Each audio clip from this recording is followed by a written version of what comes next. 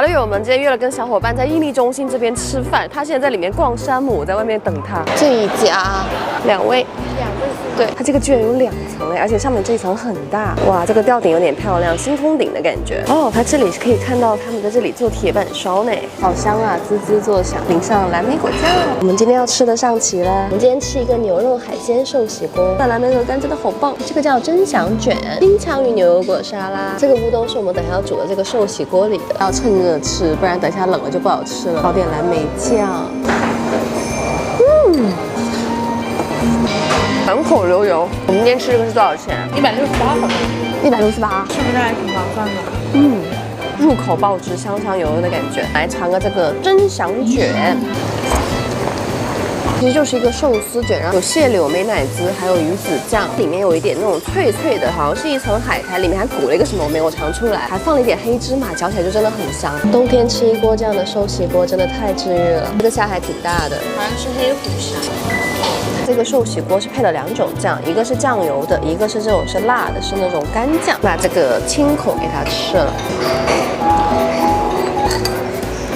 这个汤很浓郁，感觉像是那种煲了很久的。锅里面这个虾挺大的，这应该是黑虎虾。看这个酱油的吃，福袋。 是那种血脂福袋，就这种真的很适合，就是感冒完之后啊，或者感冒中来吃，它真的很清淡，吃着很舒服。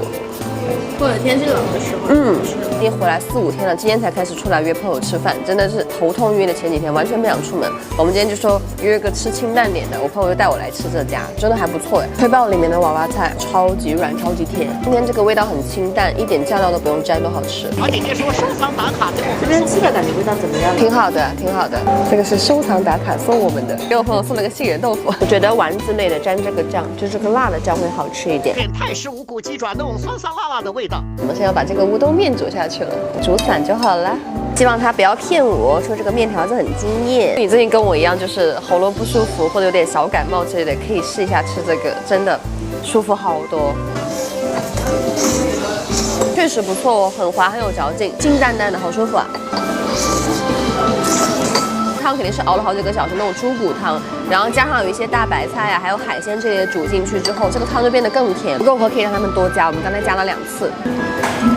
唉，今天一共喝了4碗汤，太舒服了这一顿了。今天要表扬一下我们小柔同学，今天带我来吃这家店，然后今天我们吃这一顿768块，听我这个鼻音的声音来吃这一顿是真的很舒服，清清淡淡的，汤特别好喝。喜欢吃寿喜锅的小伙伴可以过来试一下。那我们本期的分享就到这里了，我们下期见，拜拜。